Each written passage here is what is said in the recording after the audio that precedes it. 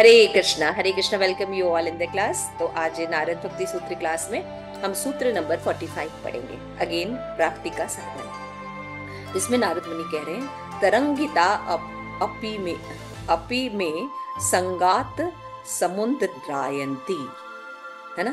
तो यानी दुस्संग की लहरों के रूप में आकर ये दुष्प्रभाव दुख का महासागर बन जाते हैं। तरंग रविता अपिते संगात, तरंगों के अपि यानी अवश्य, इमे मानी ये सब क्या होता है, संगात संग करने से, समुद्रायति क्या बन जाते हैं, समुद्र को बना देते हैं। तो यानी दुसंग की लहरों के रूप में आकर ये दुष्प्रभाव दुख का महासागर बना देते हैं। तो दुस्संग क्या बताया था पिछले श्लोक में, काम क्रोध, है ना, विभ्रम विस्मृति बुद्धि नाश होने से सर्वनाश हो जाता है। तो काम क्रोध लोभ मोह मद, है ना, मद और मत्सर, ये क्या होते हैं, ये दुख की लहरों के रूप में आते हैं और क्या करते हैं, इसके जो प्रभाव क्या होता है, ये और दुखों के सागर को थोड़ा सा होता है महासागर बना देते हैं। नारद मुनि ये कह रहे हैं। जहाँ पढ़ते हैं कि यह बताए विमोहकारी शक्ति माया भगवान की निधि शक्ति है। सबसे पहले ये एक्सप्लेन करना बहुत जरूरी है कि माया है कौन। माया एक्चुअल में भगवान की ही शक्ति है ना। इसलिए भगवान ने कहा है कि मम माया दुरत्य, ये मेरी माया है, उसको पार करना इतना आसान नहीं। इसलिए शक्तिशाली ऋषियों को विमोहित कर देती है। जैसे भगवान कपिल घोषित करते हैं कि ब्रह्मा द्वारा उत्पन्न समस्त प्रकार के प्राणी, मनुष्य, देवता, पशु केवल नारायण ऋषि की स्त्री स्वरूपा माया के आकर्षण से प्रतिरक्षित है। तो सारे लोग जो है क्या है, माया के अंडर में है। तो भागवतम में भी बताया 331-37 में कि व्यक्ति को माया के साथ यह समझकर छेड़छाड़ नहीं करनी चाहिए कि अभी सीमाओं का थोड़ा सा उल्लंघन कर लूं, बाद में कठिनाई होगी तो लौटूंगा। जनरली लोग यही कहते हैं ना, हाँ ये तो हमें कभी भी कर सकते हैं, या हाँ कर लेंगे, सुबह उठना है ना, वो हम तो कभी भी कर सकते हैं, हमारे लिए कोई बहुत बड़ी बात नहीं है ना। या अभी हम थोड़ा सा ना, आज आज थोड़ा पार्टी है ना, तो हम क्या करते हैं ना, थोड़ा सा जो ये प्याज वगैरह है थोड़ा खा लेते हैं, कल से हम बिल्कुल पालन करेंगे, मतलब हम आराम से छोड़ देंगे। एक दिन के प्रभाव से इतना कुछ होता नहीं है। माया को हम जब छेड़ते हैं तो हमें समझना चाहिए कि हम वापस आ जाएंगे, ऐसा होता नहीं है ना। जैसे क्या, जैसे जनरली जो क्लासेस होती है, हाँ बस ना, बस मेरे बेटे का बस ये एग्जाम खत्म हो जाए ना, तो फिर वो करें, फिर पता चला एग्जाम के बाद शादी हो जाए ना, तो फिर आएंगे, फिर शादी के बाद सेटल हो जाए, थोड़ा सा बहू को थोड़ा समझा ले, फिर हम आया करेंगे, फिर समझा ले तो बच्चा हो जाए, फिर ये सीक्वेंस चलता ही रहेगा। You never come back. You think माया क्या कराती है, नहीं ये तो तुम, मुझे तो तुम कभी भी पार कर सकते हो। माया यही यही आश्वासन देती है हमेशा, हर चीज में क्या आश्वासन देती है, ओ तुम्हारा तो बिल्कुल आसक्ति है ही नहीं, तुम कभी भी छोड़ सकते हो, ऐसा कुछ बड़ी महान महान भक्त हो। हाँ तुम महान। इतना इतना कर रहे हो। हाँ, और जैसे कि जैसे जैसे अगर कोई ऑस्टेरिटी होती है और उसमें अहंकार डेवलप करना होता है ना, जैसे कि सुबह उठने की आदत अच्छी होती है, तो उसमें उसमें कैसे रहता है, तुम ही एक व्यक्ति हो पूरे नोएडा में कि सुबह उठते हो, बाकी तो कोई उठता ही नहीं। तो क्या हो रहा है, भक्ति सब गए, अब हमारा हो रहा है। या आपको जैसे कोई व्यक्ति आएगा तो माता जी आप, या प्रभु जी आप बिल्कुल शुद्ध भक्त हैं, आपकी कृपा से ही सब कुछ हो रहा है ना, बस आप गए। तो ये सब जो चीजें हैं, ये नारद मुनि यही कह रहे हैं कि थोड़ा सा उल्लंघन कर लूं, मैं वापस आ जाऊंगा। माया को छेड़ते हैं तो माया बहुत स्ट्रांग होती है ना। वो दिखाती ऐसा है कि यू आर फ्री, दिखता नहीं है बंधन, लेकिन हम सलाखों के अंदर हैं। कैसे सलाखों के अंदर है, समझा सकते हैं कैसे, बिना दिखे हुए सलाखों में हम बंद हैं। तो माया, इंद्रियों से बंधे हैं ना। कभी खाने को, कभी आंखों से देखने को हम लोग, मतलब वो कहते हैं अगर आप जंगल भी चले जाओगे तो ये शत्रु तो साथ ही लेके जाओगे ना। ये जो हम्म, हमारा मन है, ये जो 6 इंद्रियां ये हैं, बंधन है क्या। स्वयं को भोक्ता समझना ना, कि मैं इंजॉयमेंट मुझे ऐसे ही मिल सकती नहीं है। नहीं, बंधन क्या है, बिना सलाह का ये शरीर बंधन है माता जी, आप शरीर से बाहर नहीं जा सकते। आप जाके दिखाओ, एक के बाद दूसरा शरीर की श्रृंखला बनी हुई, इट इज नॉट इजी। तो ये जो सलाखें हैं ये शरीर है। अब एक कुत्ते का शरीर मिल गया, आप बोल सकते हैं? नहीं बोल सकते। यू बाउंड टू भौंकना, बार्किंग, है ना? You bound to do that. You even don't you want but you have to do it. छिपकली का शरीर हमको चाहिए नहीं, लेकिन कर्म ऐसे हैं कि बनना है। वी बाउंड टू, दिखता नहीं है लेकिन ये सलाखें हैं। तो यही माया है। माया कहती है मुझे तो तुम कभी भी कुचल सकते हो, तुम कितने महान हो, तुम्हें पता है, तुम कितने तपस्वी रहे हो, तुम देखो तुमने ये काम किए हुए हैं जो पहले किसी ने नहीं किए, मुझे तो तुम कभी भी टैप कर सकते हो, एक बार करने में क्या दिक्कत है? दिस इज वेरी इंपॉर्टेंट, ये मनन करने का पॉइंट है। तो पूर्णतः मुक्त होने तक, जैसे इसीलिए कहते हैं ना, जैसे बोलते हैं ना कि जैसे किसी लड़की से कोई आसक्त है, ये है, हाँ तो मतलब थोड़ा सा अब छोड़ना है क्योंकि देख रहे हैं कि वो ठीक नहीं है, नहीं तो फिर से शादी कर लेते हैं। शादी करके साथ में रहेंगे तो दुख कम हो जाएगा। तो जो लोग रह रहे हैं उनका दुख कम है? तो हम पाते ऐसा कुछ नहीं है ना? तो क्या होता है उस चीज को, जैसे बहुत से लोग होते हैं, जैसे ब्रह्मचारीज होते हैं, उनको बोला जाता है कि स्त्री संग से थोड़ा सा रखने के लिए, लेकिन फिर क्या करते हैं, वो काउंसलिंग करते हैं गर्ल्स की, है ना? फिर क्लास में उनको एंटरटेन करते हैं, अकेले एकांत में उनसे बातचीत करते हैं।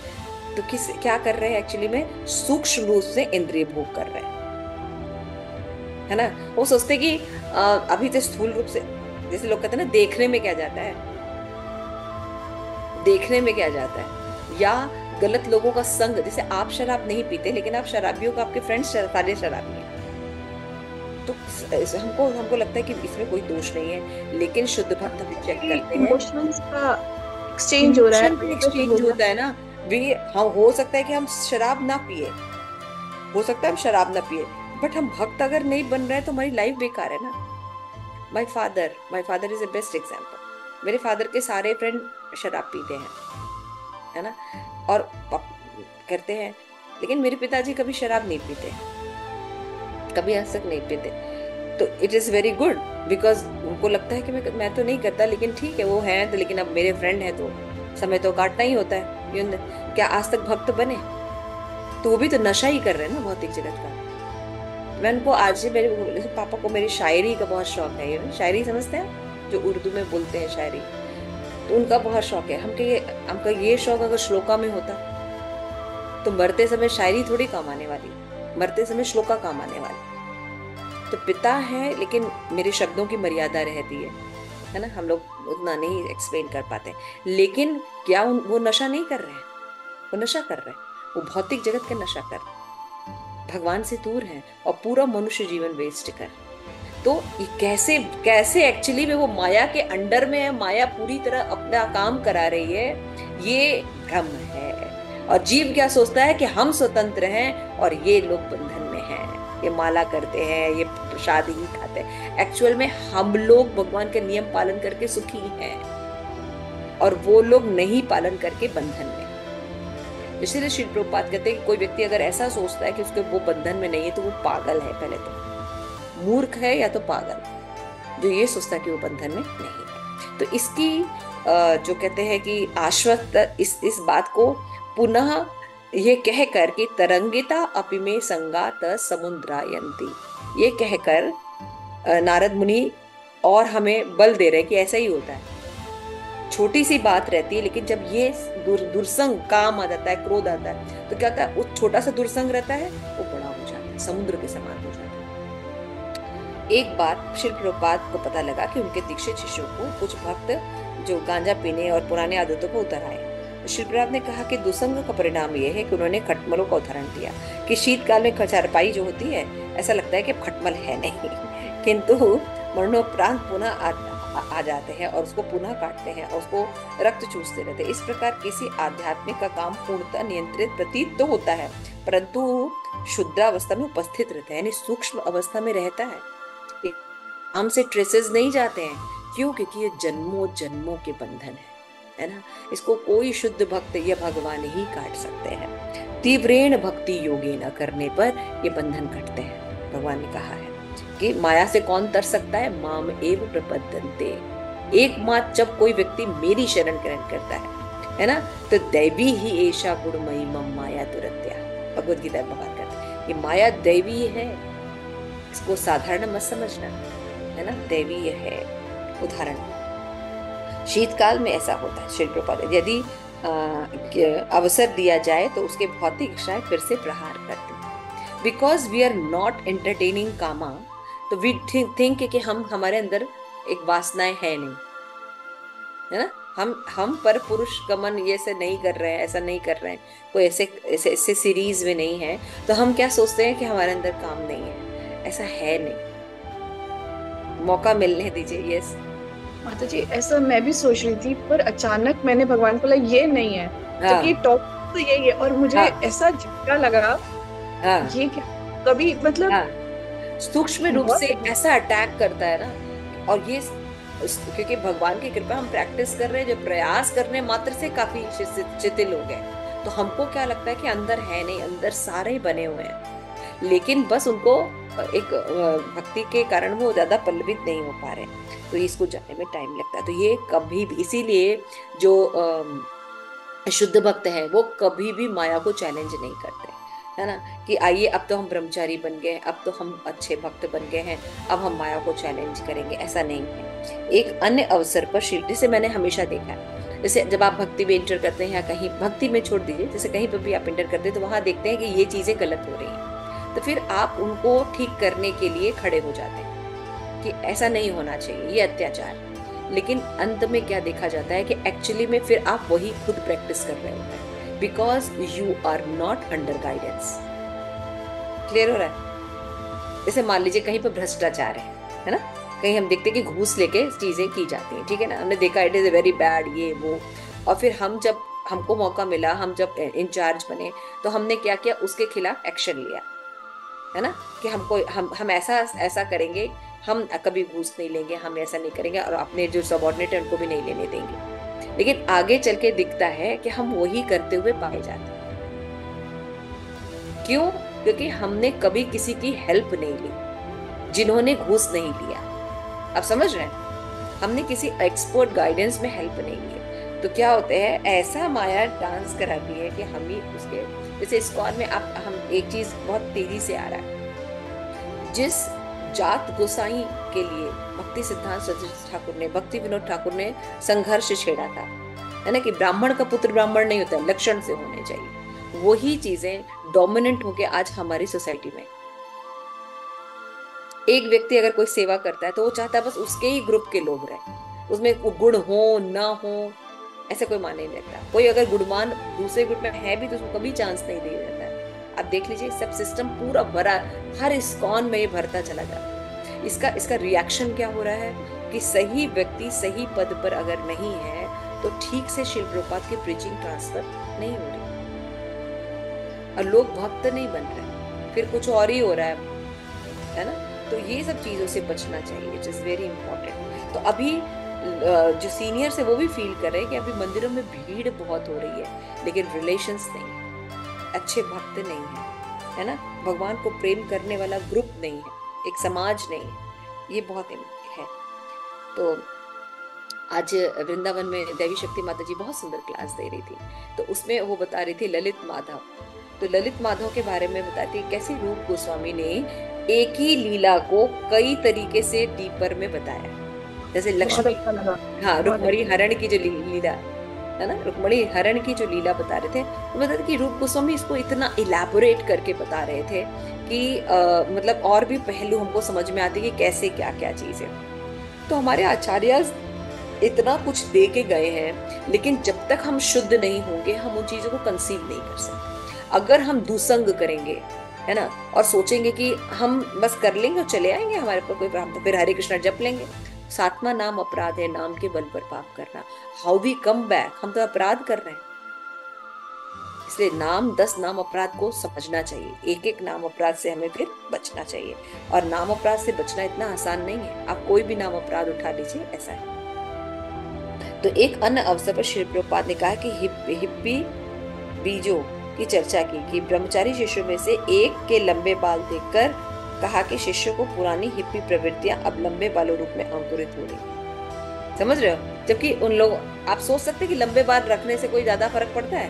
नहीं, प्रभुपाद कह रहे हैं आज आपने लंबे बाल रखे हैं, कल आपको बहुत कुछ करने लगे, है ना? तो वो हिप्पी प्रवृत्ति वापस आ जाएगी। तब थोड़े से गुस्सा करना कीमत जो है वो अच्छा नहीं है।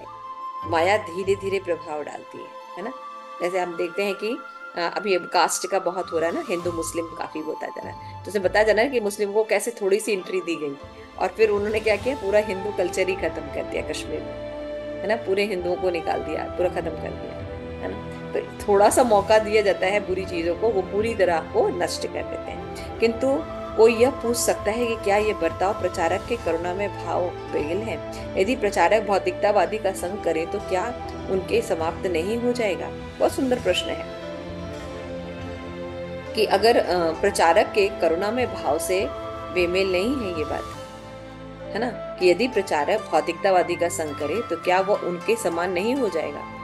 तब तो ये सिद्धांत आता है कि आप प्रचार करने को कहते हैं, तो अगर कोई प्रचार करने जा रहा है तो उन पर संग नहीं हुआ। तो उत्तर ये है, दूषित होने से बचने हेतु प्रचारक को अपनी कृष्ण भावना में पहले दृढ़ होना चाहिए।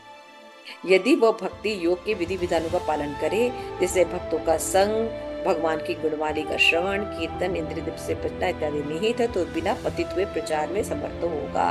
चैतन्य महाप्रभु ने गुरु के अभिनय में ईश्वर पुरी को उनका वास्तविक लक्ष्य, सॉरी, तो मैं हमारी ओर लक्ष्य करके कहा कि मेरे प्रिय पुत्र, नाचो गाओ, भक्तों का संग में कीर्तन करो, इसके अतिरिक्त बाहर जाओ एवं कृष्ण नाम के जप की महिमा का प्रचार करो, क्योंकि यह पद्धति द्वारा तुम समस्त पतितात्माओं को मुक्त करने में समर्थ होगे। आमार आज्ञा गुरु होया तारो ए देश, सब गुरु बन जाओ, है ना?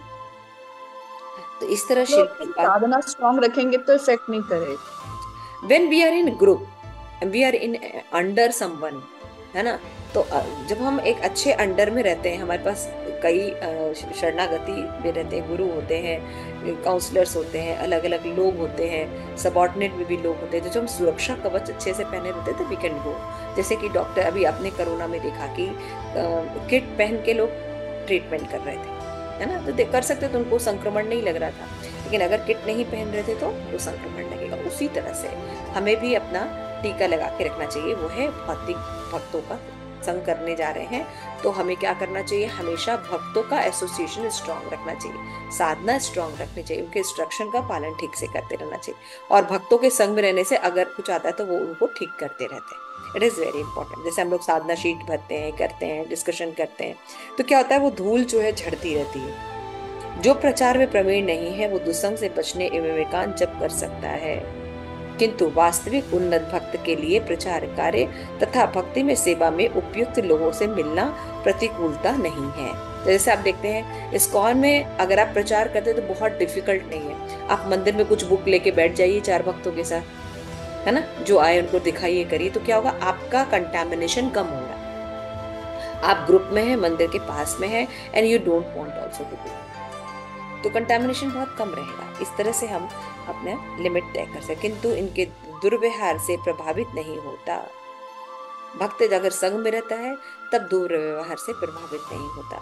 अतः इस शुद्ध भक्ति क्रियाओं को भगवत प्रेरित लोग भी एक दिन भगवत भक्त बनने का अवसर पा सकते हैं। इसलिए उसके प्रयास से बहुत से लोग भक्त बन जाएंगे। तो ये समझने के लिए कोई अभक्तों का संग करने में अपनी भक्ति में संलग्नता बनाए रखता है। श्रील प्रभुपाद लिखते हैं, कहानी सुनाते हैं कि एक बार एक मगरमच्छ ने वृक्ष बैठे बंदर से आमंत्रण दिया, चलो मेरी पत्नी जो तुम्हें बड़े सुंदर प्रसाद बनाए हैं वो बुलाई है आज डिनर पे। तो क्या हुआ, बंदर जो है बड़े खुशी खुशी चला आया। जब भी समुद्र में पहुंचा तो उसने बोला कि मेरी पत्नी को एक्चुअली तुम्हारा ना हृदय खाना था, इसलिए मैंने तुम्हें बुलाया है।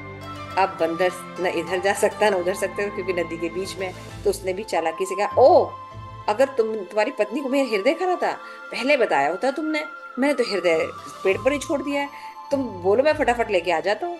तो अच्छा तुमने हृदय पेड़ पर छोड़ दिया है? हाँ हाँ छोड़ दिया है। तो फिर मगरमच्छ जो है वो जाता है और क्या करता है, उसको जैसे ही तट पर छोड़ता है वो भाग जाता है, कहता है नालायक, तो मुझे ले जा रहा था मित्रता दिखाकर, है ना? तो इस कहानी से क्या शिक्षा मिलती है कि अभक्तों का संग कर सकते हो किंतु अपना हृदय मत दो। उनको बोलो पेड़ पर है तो क्या करना है, हमें बार बार वापस इस्कॉन के मंदिर में रहकर प्रचारक इन परामर्श का प्रतिदिन पालन करते हैं। वे तड़के ही उठ जाते हैं, मंगला आरती करते हैं, भागवत श्रवण करते हैं, फिर भक्ति वजह के प्रचार करते हैं तथा लोगों को हरि नाम करते हैं, फिर वापस आते हैं, श्रवण करते हैं, कीर्तन करते हैं, प्रसाद लेते हैं और क्या कहते हैं, यानी हमारा हृदय मंदिर में, भक्तों में, भक्ति की चीजों में होना चाहिए। We have to come back, है ना। तो निसंदेह यदि प्रचारक स्वयं को माया के अभिभूत पाए तो अन्यों को बचाने के प्रयास में माया निकलने के लिए सर्वप्रथम अपनी रक्षा करनी चाहिए। दुसंग के प्रति नारद ने परामर्श का ये अर्थ नहीं है कि वह प्रचार के पक्के भक्त को इस जगत में जगाई मगाई के निकट जाकर कोई विनम्रता पूर्वक हरिनाम का दिव्य साहित्य नहीं देना चाहिए। यदि भक्तगण के पास न जाए तो मूर्खों और धृतों को कैसे बचाया जाए। अभी तो सभी मूर्ख पड़े हों, तो अगर हम नहीं रिस्क लेंगे तो फिर कैसे होगा समाज में। तो इस तरह से हम देखते हैं कि दुसंग जो है यानी काम, क्रोध, लोभ, इसमें अगर हमारे छोटे छोटे जो आचरण होते हैं वो समुद्र के समान विशाल दुष्प्रभाव दिखाते हैं। मान लीजिए हमें क्रोध आता है ना, तो काम के साथ अगर क्रोध कभी इन्वॉल्व हो जाएगा तो एक छोटा सा एक्शन बड़ा एक्शन हो जाएगा। समझ रहे हैं? यही कह रहा है कि अगर भ्रम है, हम तत्व विभ्रम है, एक दोष होता है तत्व विभ्रम। अगर हमारे पास तत्व विभ्रम है तो हम क्या करेंगे, हम सिद्धियों को इम्पोर्टेंट देने लगेंगे, क्योंकि भक्त 4 प्रकार की मुक्ति तो स्वीकार करते हैं, है ना, लेकिन मुक्त होना हमारा लक्ष्य नहीं है। कृष्ण प्रेम प्राप्त करना हमारा लक्ष्य, समझ में आ रहा है? इसलिए एक्स्ट्रा ज्ञान लेना हमारा लक्ष्य नहीं है ना। भक्ति जब करते हैं तो अपने आप ही हमें ज्ञान अलग अलग चीजों की प्राप्ति होती है। तो अगर हम दुसंग करने लगते हैं, है ना, हम संग नहीं करते, सही है ना, हम उन लोग चीज का बीजारोपण नहीं करते जो कृष्ण भक्ति में सहायक है, बल्कि काम, क्रोध, लोभ, मद, मत्सर, भ्रम को हम इम्पोर्टेंट देते हैं। तो जैसे ही ये जब वेग में आते हैं और जुड़ते हैं, थोड़ा थोड़ा हमारे अंदर रहता है, तो ये महासागर के दुख में परिवर्तित हो जाता है। हमें लगता है कि इस क्या होगा, छोटा छोटा दुख है, लेकिन सूक्ष्म रूप में बने रहते हैं हम।